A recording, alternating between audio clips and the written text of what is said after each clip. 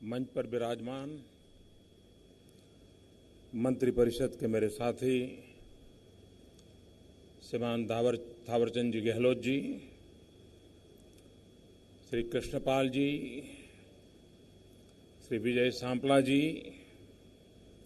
सचिव अनीता जी और उपस्थित सभी महानुभाव,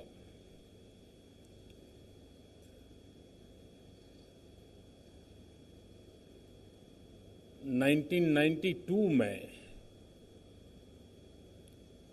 एक सपना संजोया गया था।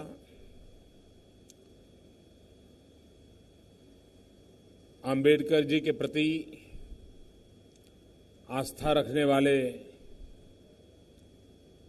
सभी महानुभावों ने सक्रिय होकर के एक विश्व स्तरीय केंद्र बने, उस दिशा में प्रयास किए थे। सरकार में फाइलें चलती रही,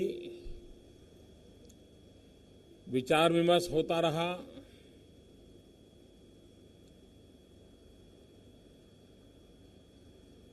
बाबा साहब आम्बेडकर ने जो संविधान बनाया था, उस संविधान के कारण जो सरकारें बनी थी, उन सरकारों को बाबा साहब को याद करने में बड़ी दिक्कत होती थी।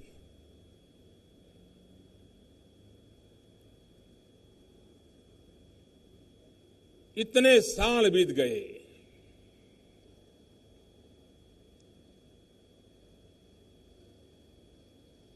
बीस साल से भी अधिक समय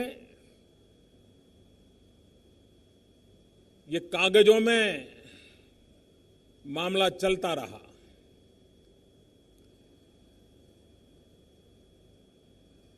जब मेरे जिम्मे काम आया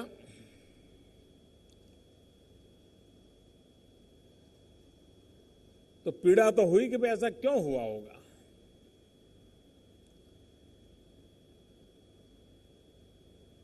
लेकिन मैंने ये तय किया है, भले 20 साल बर्बाद हुए हो, लेकिन अब हम 20 महीने के भीतर भीतर इस काम को पूरा करेंगे।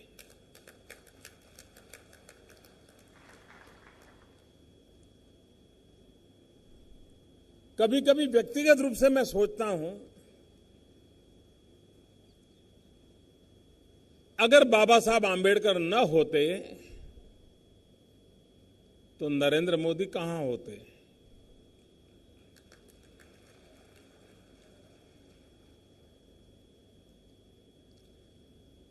जिस पार्श्वभूमि में मेरा जन्म हुआ, जिस अवस्था में मैं पैदा हुआ, पला बढ़ा,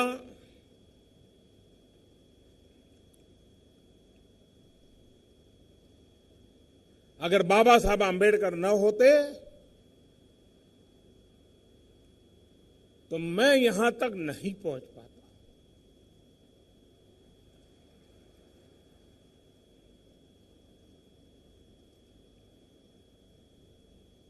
समाज के दलित, पीड़ित, शोषित, वंचित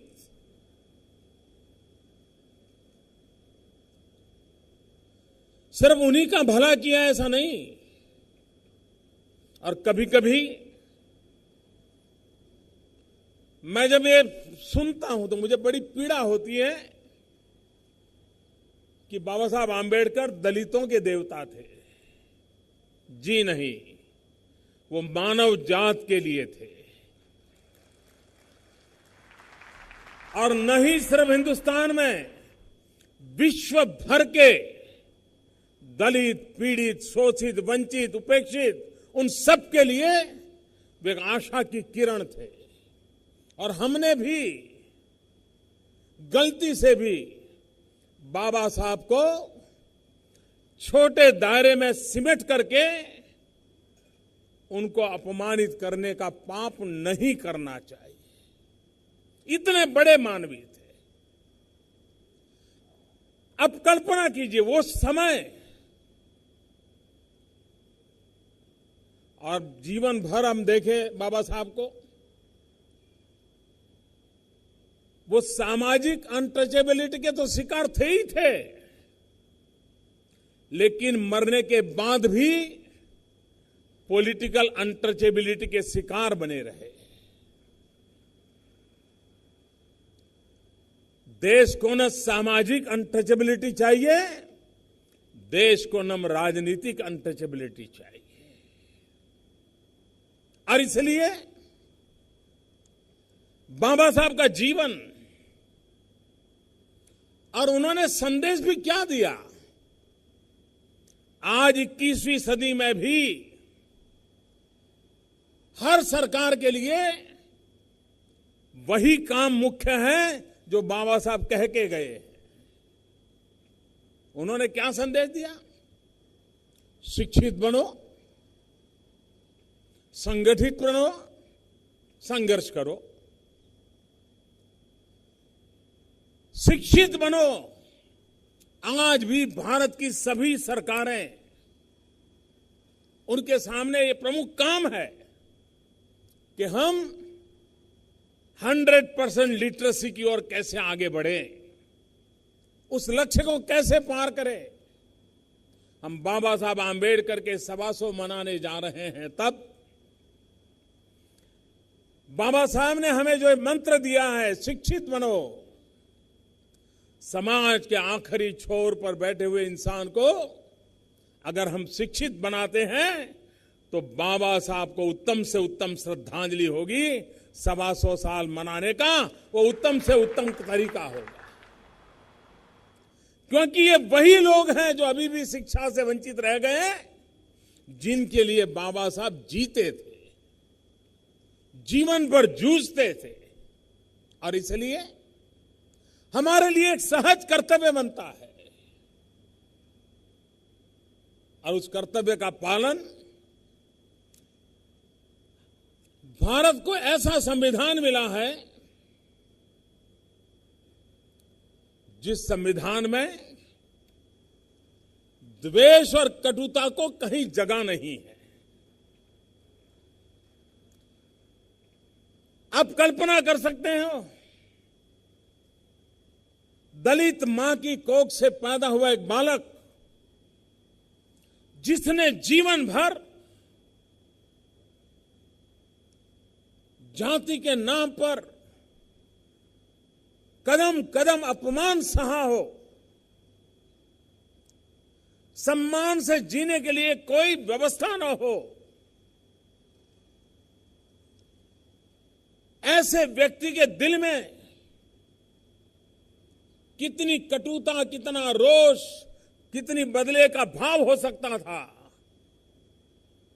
लेकिन बाबा साहब के भीतर वो परमात्मा का रूप था, जिसने संविधान की एक धारा में भी खुद के जीवन पर जो बीती थी वो यातनाएं कटुता में परिवर्तित नहीं होने दी। बदले का भाव संविधान के किसी भी कोने में नहीं पैदा होने दिया।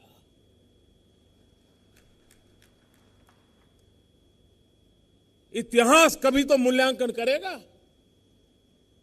कि जीवन की वो कौन सी ऊंचाइयां होगी इस महापुरुष में, कि जिसके पास इतना बड़ा दायित्व था।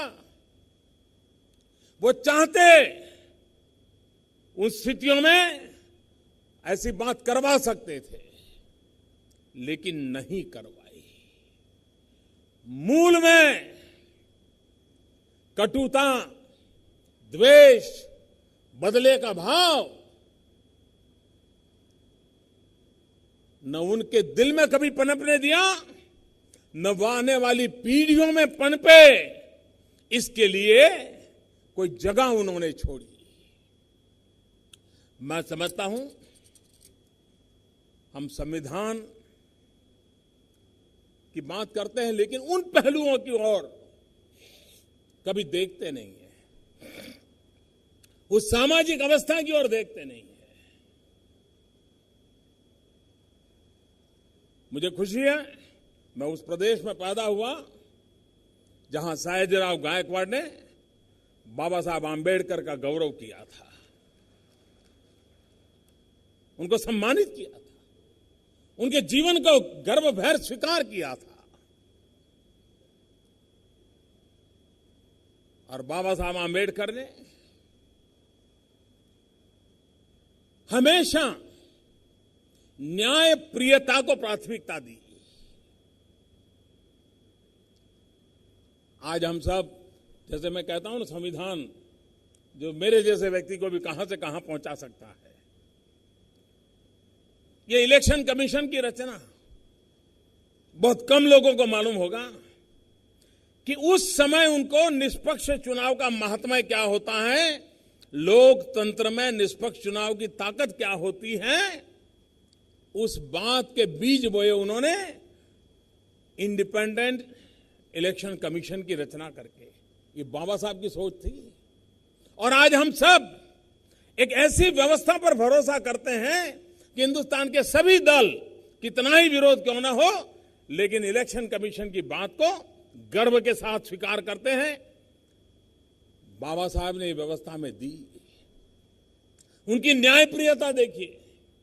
दुनिया के समृद्ध कहे जाने वाले देश, मोस्ट फॉरवर्ड कहे जाने वाले देश, उन देशों में भी महिलाओं को मत का अधिकार पाने के लिए 50-50, 60-60 तक लड़ाइयां लड़नी पड़ी थी, आंदोलन करने पड़े थे।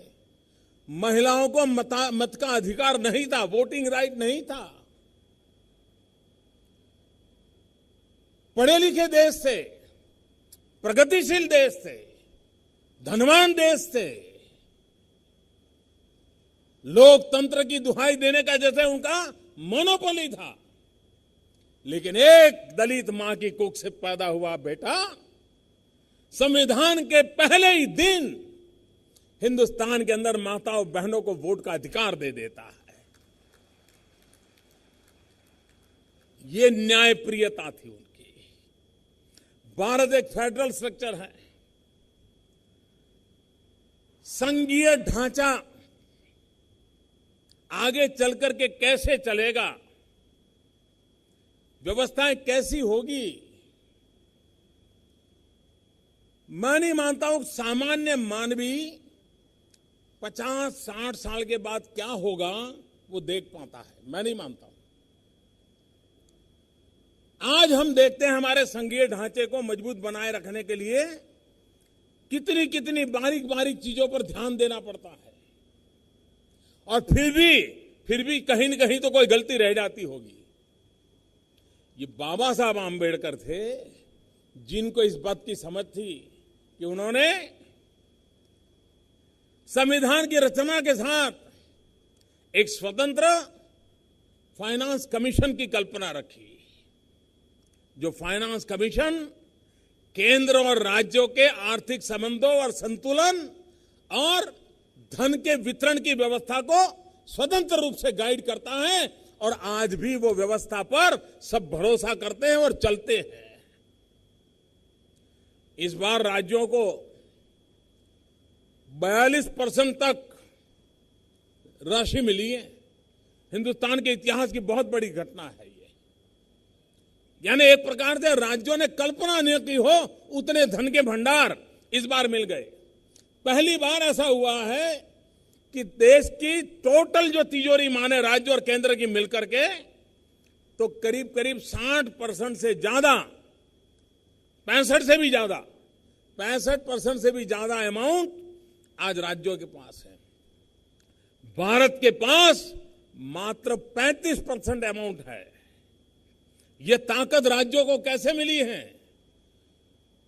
इस सरकार के समय निर्णय हुआ एक बात है, लेकिन मूल बाबा साहब आंबेडकर की उस सोच में पड़ा हुआ है, तब जाकर के हुआ है। और इसलिए समाज के अंदर जब हम इन चीजों की ओर देखते हैं तो लगता है कि भाई क्या हमारी आने वाली पीढ़ी को इस महापुरुष के कामों को समझना चाहिए कि नहीं समझना चाहिए? इस महापुरुष के विचारों को जानना चाहिए कि नहीं जानना चाहिए? क्या हमारी आने वाली पीढ़ियों ने इस महापुरुष के आदर्शों से में से कुछ पा करके जीने का संकल्प करना चाहिए कि नहीं करना चाहिए? अगर ये हमें करना है तो जो आज हम व्यवस्था को जन्म देने जा रहे हैं, जो 20 महीने के भीतर भीतर गतिविधि उसकी शुरू कर दे, मेरी अपेक्षा है। ये आने वाली पीढ़ियों की सेवा करने का काम है और ये कोई सरकार उपकार नहीं कर रही है। मोदी सरकार भी उपकार नहीं कर रही है। एक प्रकार से समाज ने अपना कर्ज चुकाना है, ये कर्ज चुकाने का एक छोटा सा प्रयास है। और इसलिए मैं समझता हूं कि बाबा साहब के माध्यम से जितनी भी चीजें हमारे सामने आई हैं, हम कभी कभी देखें बाबा साहब विमेन एम्पावरमेंट, इसको कितना बारीकी से देखा है। आज भी विवाद होते रहते हैं। उस समय बाबा साहब की हिम्मत देखिए, उन्होंने जिन कानूनों को लाने का में सफलता पाई, जो हिंदुस्तान में विमेन एम्पावरमेंट के लिए एक बहुत बड़ी ताकत रखती है। ये बाबा साहब का प्रयास था कि जिसके कारण हिंदू मैरिज एक्ट 1955 बना। ये बाबा साहब का पुरुषार्थ था कि हिंदू सक्सेशन एक्ट 1956 बना। Hindu minority and guardianship act 1956 बना। हिंदू एडॉप्शन और मेंटेनेंस एक्ट 1956 बना। ये सारे कानून समाज के उन लोगों को ताकत देते थे, विशेष करके महिलाओं को। ये बाबा साहब की विशेषता थी। आज भी मैं जब लोगों से बड़े बड़े भाषण सुनता हूं तो मैं बड़ा आश्चर्य होता है कि काश इस प्रकार के भाषण करने वालों ने कभी बाबा साहब आंबेडकर को पढ़ा होता। खैर, वो तो उनको गले लगाने के लिए तैयार नहीं थे, तो उनके जाने के बाद पढ़ने के लिए कहां से तैयार होंगे? कोई कल्पना कर सकता है कि दुनिया में लेबर रिफॉर्म की बात कहे तो कम्युनिस्ट विचारधारा की चर्चा होती है, लेबर रिफॉर्म की चर्चा करें तो लेफ्टिस्ट विचारधारा के खाते में जाता है। लेकिन बहुत कम लोगों को मालूम होगा कि जब ब्रिटिश सल्तनत थी, अंग्रेज वायसरॉय यहां बैठे थे और उस काउंसिल के अंदर 1942 में बाबा साहब आंबेडकर की ताकत देखिए। भारत के मजदूरों का अंग्रेज सल्तनत शोषण करती थी, एक्सप्लॉयटेशन होता था। ये बाबा साहब की ताकत थी कि 1942 के पहले मजदूरों को 12 घंटे काम करना पड़ता था। 1942 में बाबा साहब आंबेडकर ने वायसरॉय सामने लड़ाई लड़ करके 12 घंटे से 8 घंटे काम करवाने का पक्का कर लिया था। ये छोटे निर्णय नहीं है भाई। और इसलिए बाबा साहब को एक सीमा में बांध करके देखने से भारत की पूरी विकास यात्रा में बाबा साहब का कितना बड़ा रोल था, इसको हम समझ नहीं पाते हैं। ये मेरा सौभाग्य रहा है, क्योंकि मैं हर पल मानता हूं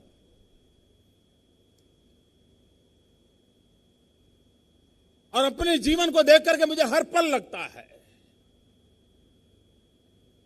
कि इस महापुरुष ने हमें बहुत कुछ दिया है, बहुत कुछ दिया है। समाज के प्रति भी उनकी भूमिका क्या रही? समाज को जोड़ने की भूमिका रही, कभी समाज को तोड़ने की भूमिका नहीं रही। उनके सारे विचारों को हम देखें, उनके सामने धन के ढेर कर दिए गए थे, ये बनो, ये पाओ, ये करो। मैं उसकी चर्चा में जाना नहीं चाहता हूं, इतिहास मौजूद है। लेकिन वो उससे विचलित नहीं हुए थे। और इसलिए जिस प्रकार से समता का महात्म्य है, उतना ही ममता का भी महात्म्य है। खास करके जो अपने आप को उच्च मानते हैं, उन लोगों ने अपने आप को सोचना होगा कि समाज में भेदभाव लंबे अरसे तक चलने वाला नहीं है।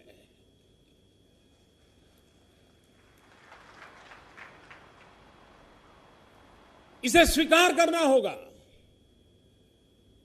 और भारत जैसा देश जो विविधताओं से भरा हुआ है, उसमें सामाजिक एकता एक बहुत बड़ी अहमियत रखती है। बाबा साहब के 125 वर्ष बना रहे हैं, तब सामाजिक एकता के युगल को हम कैसे ताकतवर बनाएं। और इसलिए मैं कहता हूं, समता प्लस ममता इज इक्वल टू समरसता। समभाव प्लस मम भाव इज इक्वल टू समरसता। और इसलिए अपनापन, ये मेरे हैं, ये मेरे ही परिवार के अंग है, ये भाव हमें जी करके दिखाना होगा। और मुझे विश्वास है कि ये जो हम प्रयास शुरू कर रहे हैं, उस प्रयास के माध्यम से समाज की धारणा बनाने में, समाज को सशक्त बनाने में, संविधान की लेटर एंड स्पिरिट, उसको कोई चोट न पहुंचे, उसकी एक जागरूक भूमिका अदा करने के लिए एक प्रकार से चेतना केंद्र बनेगा। ये विश्व चेतना केंद्र बनने वाला है। उस सपने को लेकर के हमने देखना चाहिए। हम मार्टिन लूथर किंग की तो बात कर लेते हैं, लेकिन बाबा साहब को भूल जाते हैं। और इसलिए अगर हम मार्टिन लूथर किंग की बात करती है दुनिया, तो हमारी कोशिश होनी चाहिए कि दुनिया जब मार्टिन लूथर किंग की चर्चा करे, तो बाबा साहब आंबेडकर की भी करने के लिए मजबूर हो जाए। वो तब होगा जब हम बाबा साहब का सही रूप, उनके विचारों की सही बात, उनके काम की सही बात दुनिया के पास सही स्वरूप में प्रस्तुत करेंगे। इस केंद्र का ये सबसे बड़ा काम रहेगा कि पूरा विश्व बाबा साहब को जाने समझे, भारत के मूलभूत तत्व को जाने समझे। और ये बाबा साहब के माध्यम से बहुत आसानी से समझा जा सकता है। और इसलिए मैं कहता हूं कि हमने बाबा साहब से प्रेरणा लेकर के, उनके विचारों और आदर्शों से प्रेरणा लेकर के समाज को सशक्त बनाने की दिशा में, राष्ट्र को के लिए महान राष्ट्र बनाने के सपना पूरा करने के लिए हमारी जो भी जिम्मेवारी उसको पूरा करने का प्रयास करना चाहिए। मैं विभाग के सभी साथियों को बधाई देता हूं कि 20 साल से भी अधिक समय से लटकी हुई चीज